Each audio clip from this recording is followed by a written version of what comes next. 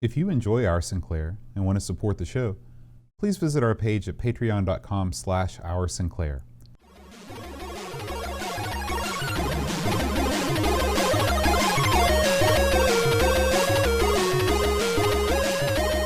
Hi everybody, welcome to Our Sinclair. I'm John. And I'm Aaron. And today we're going to be talking about T.L.L. But before we find out what T.L.L. means, we got a little Our Sinclair mailbag, Aaron. This comes straight from the home of the ZX Spectrum. This is comes to us from a loyal listener, viewer, contributor, Duncan Stiles. The Dunk? Duncan Stiles is the chairman of the Transportation Safety Board in the UK. That's a lie. He's not. But I believed you too. He was able to procure several of these. They're running a new campaign in the UK about tailgating. Oh man. Tailgating always an issue, no matter where you are in the world. In Kentucky and West Virginia too. Yeah. So they've come up with this retro gaming deal to it's called Stay Safe, Stay Back. Some advice to consider, and they give you these stickers to put on your vehicle. Here's some advice, Aaron. Tell me if you do all these things. Okay. Don't speed up. Don't slow down. Well, how could you go anywhere? Don't stare in the rearview mirror. What? Do allow them to overtake. Do clearly signal. Do just drive normally. Now, when I'm just That's saying. horrible advice. Well, this is highwaysingland.co.uk/stay safe, stay back. Singland? What's that mean? He's given us a butt ton of these Space Invaders stickers, stay safe, stay back. So we will take one of these, put it in Amigo Studios. I will give you some to put in Amigo Studios East. Oh man. We'll also take some of these to New York with us this weekend to give to Amiga Bill and his crowd. There are some smaller window decals too that he's given us. So thank you, Duncan, for this awesome gift. Awesome job, really cool. Dunk. It's right up my alley. And I've got to say, the UK is on top of it, doing the retro gaming for their public service announcements. I love that. You know, we desperately need this campaign in Kentucky. I see so many idiotic accidents and morons driving right up your tailpipe. I don't think it's going to stop them. You need to put that right on the back of your What you need to do is you replace this guy with a gentleman we refer to as Merle Haggard. And he says, y'all slow down now, you hear? Something like that. Then you're in. Or a Maker's Mark bottle. But I think that might be sending out a mixed signal. It's a mixed message there. That's awesome. Thank you. Thank you very much. I'll set it right there. Now, today's game, Aaron, is not about driving, it's about flying. Yeah. When you were a small child, did you ever have where this is going? Did you ever have dreams of flying your own plane? No. I had dreams of flying, full stop, but not my own plane. You never wanted to be a pilot. Listen, planes have a bunch of control. This is why I don't like flight simulators. As a young lad, I had played Flight Simulator 1 and 2 and all that stuff. Who could keep track of all this crap? You got dials, you got lights, there's like levers, right? There's stuff you pull out. What's that do? I don't even know. Who knows? I would never be a pilot. It would never happen because I don't like driving a van full of people around because you never know what's going to happen. If you're a pilot, what if I'm thinking about something I did earlier in that day? Oh, if I forgot to put the landing gear down, we're all dead. That's true. You know, or like a lot of pressure. You hit that one button and the ship just drops straight to the ground and explodes. You hit that other button, you pop yourself out, the eject seat. That's right. So, yeah. No, So did you have dreams like that? I always wanted to be an astronaut. I did too. I skipped the pilot. I went right for the space. I was exactly the same way. I never thought about the fact that you probably need to be a pilot first. Most astronauts were pilots. They would put you in the suit. And you're off. Yeah. And that's all you needed. That's the way I would figure I'd do it. I just figured I'd somehow just erupt out of the ship and just start dancing around in zero gravity. Was that your ultimate goal? Yeah. To be the first person to do a stupid dance in space? It's still my goal. I'm keeping the dream alive. Good luck, man. What can you tell us about T.L.L, Aaron? None of the things we discussed happen in this game. So, T.L.L. First of all, I saw this game pop up here. And I thought to myself, what is that? What is that? T.L.L? Do you know what it stands for? Tornado Level Landing. No. Incorrect. What is it? Tornado Low Level. Ooh. Okay, now, my question, which is a stupider title? T.L.L or Tornado Low Level? Boy, they're both so dumb, it's hard to choose. That's right. So, this bad boy came out in '84. You know what they should have called this? Blackbird B-52 Stealth Bomber. Well, I think a better name for it would be low-level disc collector, because that's basically what you're doing. Well, yeah, it's true. So this was authored. I love the name here. Costa Panaya. Is that right? Panaya. Panaya. Yeah, panini. That's like a type of bread almost. That Mhm, fellow's like a name. panini. So this fellow was responsible for Android 1 and Android 2, Cosmos, Cyclone, Deflector, a game simply called Hate. Hate stands for something. I don't Yeah, know it does. Stands for. Highway Encounter. I've had a few of those. You know what I mean? Revolution. I like this one. This is a game I demand be put on our list. Astral Convoy. We got an astral convoy rocking through the night. Remember that song? Oh yeah. That's right. Crash, Pontoon, Word, Mastermind, and the ZX81 version of Othello. Based on the Shakespeare play. Correct. This game was a one-player game. Now, I played this with the keyboard as I always do. Mistake. Yeah. That may be part of the problems I Yeah. had. 'Cause it was very bizarre. Big mistake. So, believe it or not, Bo, this sucker got ported to a bunch of stuff. All right, get this. You've got your Amstrad. You got your C64, right? It wrote two things. So, but that's a lot. Is it? Yeah, that's sort of. Now, I want to hear you describe what this game is exactly. What in the heck is this game? Because I'm going to tell you what I think it is. It's like what happens if like Blue Max 2000. Remember that game? Blue Max 2001. If it had a kid with like Zaxxon, and the kid was non-violent, this would be the game. You're way off. Okay, go ahead. What do you got? Okay, have you ever played the game Action Biker on the Atari 800? Yeah. Okay, this is Action Biker in the Sky.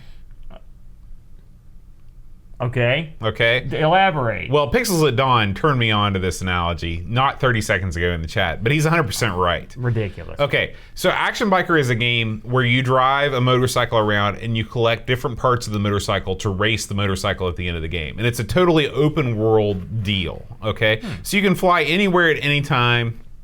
And the landscape is varied and awesome. It's totally like you can fly in all 8 directions.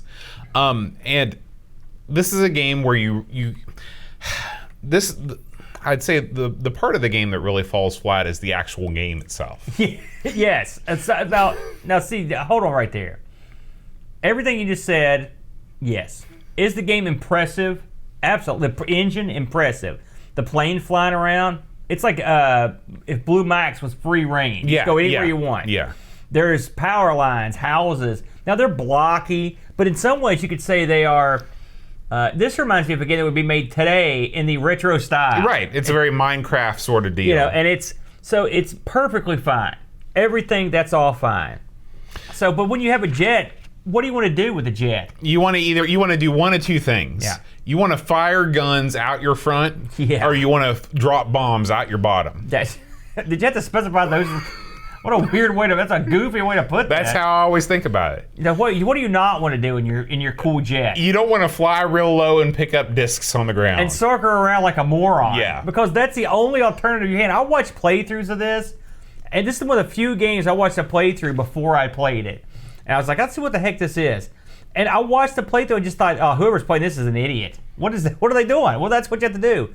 Basically, in this game, you're going around and you're picking up these little items.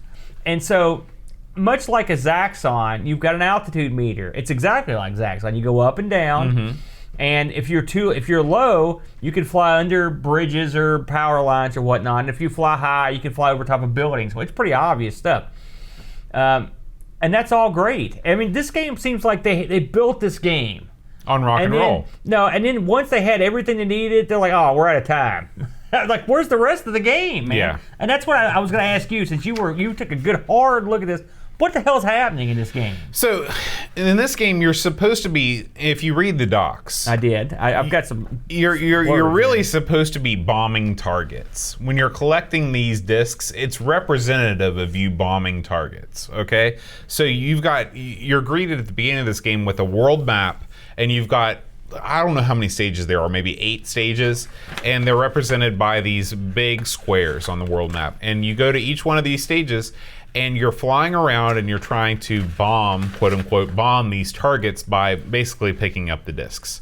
Now, even though this is dumb, this game, this is one of these things where this game has so much going for it. It's so cool in so many different ways. It's only the central conceit of the game is the worst part. Like, if they could have basically just done what Blue Max did, and just be able to drop bombs the same way you do in Blue Max, push the joystick down, press the button, and bomb things, you would have been in great shape. Or like Desert Strike or something. You know, where you fly around and missile and bomb stuff. Right. And so I'd say that this is basically the earliest version of Jungle Strike or Desert Strike out there. That's the one game that I think it reminds me, except you, and then altitude in that, it means practically nothing. Right. That's the one. This game is actually deeper than Desert Strike in a lot of ways. From a flight way, it is. Yeah. Because you take off, and the takeoff and landing sequences are sort of like Blue Max. I love the fact I love the fact that you can fly under the bridges, you can fly under the power lines and stuff like that. The altitude really makes a difference. I like the fact that the game is so colorful. There's no color clash that I could see in this game. I think there was probably some programming trickery to make that so. When you fly close down to the ground, you always see your shadow. This game is very, very. I know we say this practically every week, but for a system with the hardware oomph of the Spectrum, this game is very impressive. It is. Even your shadow sort of is affected by what you're going over. I don't know how the heck they did some of this stuff. By the way, the name of your ship and this is your airplane. It's the Panavia Tornado Fighter Jet. Okay. Right, which remember the guy's name was Panaya, so I'm assuming there's a little play there. It's just, to me, it's half a game. You've got the guy. We could sit here and bicker over it for a while, but the bottom of the truth is that doesn't feel like bombing to me. You just feel like you're. Well, there are some things. And the thing is, you can't just fly over these things. It's so hard to even get. To pick them to the point where you get them. The thing is that this game is it's called T.L.L. You're supposed to attack these targets at low altitude. Yeah. Now, how many bombers in the world attack targets at low altitude? No bombers do that. You took the words right out of my mouth on that. Now let's talk about some of the pauses. We've sort of killed it. So. You start off with a full tank of gas and 10 bombs, and you can land and basically refuel. You can land anytime you want there. You can even turn around on the runway if you need to go out the other way. Your plane can sort of turn on the fly, which is kind of cool. It sort of reminded me of the tanks in combat and the way it turns. The jet fighters. Yeah, it's got a segmented turn. And you go around, you get these dots. I believe there are five rounds per level. Okay, and when that opening world map, it's pretty much pointless. That's something else. It looks like you got something really special coming, and then you don't. Now, well, you do kind of. Well, let me ask you: was this a fun game to play? For you, to be honest, I'm split because I enjoyed flying around. Like, I enjoyed looking at all the things on the stage. I enjoyed all the different multi-level things that were on offer. It's sort of it has the same kind of pastoral scenery that River Raid does, where you're looking at the houses and the trees and things. You're like, oh, it's just kind of nice. It's kind of calming. The game goes downhill when you attempt to actually play the game. Yeah. And then it becomes much less fun because it is very frustrating to pick up the things. You have to be so low, and then you immediately have to. A lot of times you have to pull back up immediately to avoid getting smashed. I just don't know why they did. I guess it's because they couldn't. This was a one-man show, and he this was a way that he could figure out how to make the kind of game he wanted to make. Maybe the Spectrum just couldn't handle something like Blue Max. Maybe it was too much to put the moving bomb, the physics of the traveling of the bomb going down as you're traveling in this 3D space. I don't know. After playing checkered flag, I find it hard to believe. So get this, but I find this is interesting. So the guy that developed this Costa Panaya, before he got into game work, this guy was a design engineer for British Aerospace. Wow. Yeah, I thought that was pretty cool. So he had some credentials. And he got the idea for the game from a Scion game called Flight Simulation. He wanted to have a game that sort of built on that, and that's what this was. So he did a pretty good job. Now, did you check out this the C64 or the Amstrad versions? I did not. I had a quick look at the C64 version. Mm-hmm. It looked okay. It looked sort of similar. I don't know. I didn't play it. I watched a video of it. Now, here's the thing that sort of baffles me about this that I don't understand. And maybe, I like to think that when we look at these games, I kind of try to put myself in the time period. All right, but this is 84. There was a lot of good stuff out in 84. It's the greatest year in video games. Yeah, and so when I put myself in the time period, I don't see this being a game I want to play. But that much said, people were nuts over this game. It was a big success. Well, to be honest with you, there was nothing else really like this, in 84. Like, can you think of another? Yeah, can you think of another game that is a free roaming flight game like this? Not like this. No, I've never played a flight game like this. I have to say. Because, here's my thing. Even if you're going to have a game with no combat, okay, you could have made this like racing in the sky. You could have used checkpoints. No, it would have been dumb. It's better than this. No, it's not. I don't agree with you. There are a ton of racing games out there. The world doesn't need another racing game. So, I'm just trying to think of something you could do with it. What they could have done is put some, obviously it's hard enough to do this on your own without any enemies, but they really should have included some sort of something trying to kill you at the same time as this going on. Is it possible this game was put out there as a non-violent affair? Sure, absolutely. Because it's the most non-violent bombing game of all time. Yeah, that's very true. I'll tell you something else that's weird. When you push the button in this game, when you push the fire button, your plane goes into hyperspeed mode. That's right. Hyperspeed mode, totally useless in this game. Well, it does do one thing. It eats your fuel. Right. Now, so here's the thing about hyper mode. I'm assuming that at some point, at some level, you need to use it. I never, ever used it because I don't want to go faster. That was, I'm sure if you were used to playing it, you maybe would get more out of it. So this game, as I mentioned, was very popular. Now get this, Boatster. This game was voted number 10 in the Sinclair's official top 100 games of all time.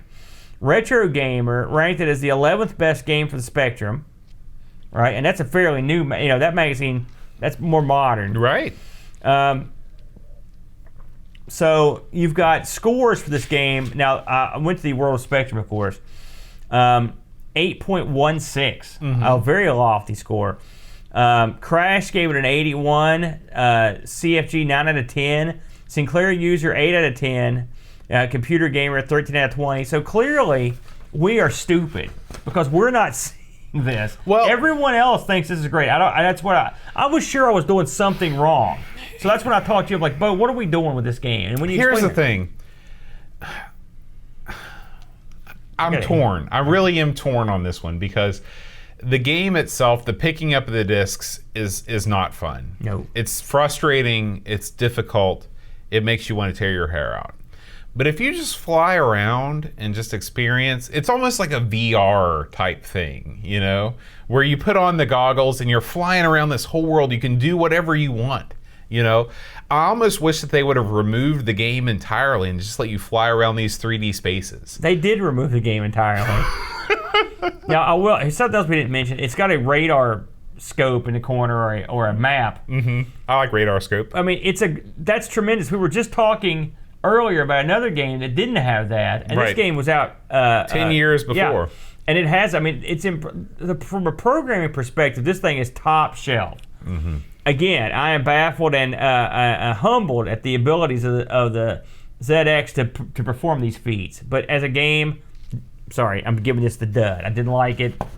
No fun for old Amigo Aaron. That's my final thought on the matter. Well, we did get some Discord reviews. I gotta hear these. Maybe some people got some more insight than we do. Chris Folds says, and Clive's Club member, I think he suggested this one. One I owned as a kid. It's a beat the clock, pick up objects game with a twist. It's all done in a high-speed fighter plane. You don't need enemies. It's you versus your talent. I don't need to tell you who won that one. I know who won that one. Deaths never feel cheap or undeserved. It's always as you try to pull off an outlandish maneuver. And maneuver is spelled like the crazy English style with like 12 extra letters. Great level design, colorful graphics, and has that just one more go appeal that makes retro so cool. 8.5 out of 10. So Chris liked this one. Graham Vebke says, a very fluid game which moves at a decent pace, making the controls the most critical thing to master. Given the boundaries of the ZX Spectrum, it's quite a programming feat, but it's tough to judge your flying height at times, and I was yelling at the screen when I kept missing the target. Yes. But it's a decent game. 7 out of 10. Where would you place this one? I'd give this, I'd say, I agree with our buddy Graham. I give this a 7, even though the game is really not that great. The technical prowess shown, it's one of those. I've always sort of been more of a form over function kind of guy. I was a Mac guy for many years. What can I say? And I love the way this game looks. I love the way that you can fly around the environments. It's totally unique. Even if the game isn't there, there's something to be said for putting forth, something totally different. So I'd go with a 7 on this one. Let me ask you a question. Which game do you think is more technologically impressive, this or Combat? For the Atari 2600. Which one do you think? Oh, this game, totally. Okay, now which one's more fun? Which one do you want to play? Well, if you're playing by yourself, this game. Be honest, though. If you're playing by yourself, this game. Okay, you're being cute. No, I'm not. Which one's more fun with 2 players or 1 player? Well, this game is not a 2-player game. It's a horrible analogy. You shouldn't have even brought it up. What I meant to say is, ignore boat. This game gets a 4.5. Because sometimes you need a game. Sometimes you need an extra player if you're playing Combat. I love demos. I love that stuff. I love tech demos. I like learning what the system can do. And this is a tremendous one. But there's no game here for me. Sometime we should take a look at Action Biker. I'd like to know what you think. You're not familiar with Action Biker. I know of it. I've watched. Yeah. I've never personally played it, but I've heard of talking. I'm sure it got a Spectrum port. Sometime we should look at that and see.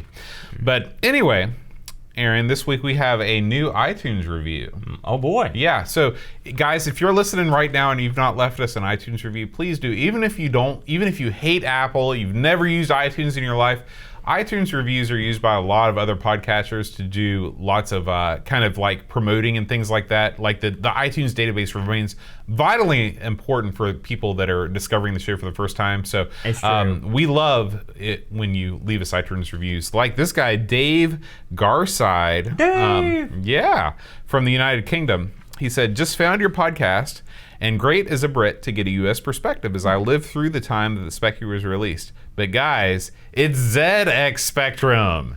Keep up the great work. 5 stars. So thank you, Dave, and we're trying our best to say ZX the correct way. I've pondered this in my mind a few times because the early shows it was ZX, and I would get hammered in ZX. I've tried to meld myself to do it that way, but what are you gonna do? We call them Z's over here. There's nothing to do about it.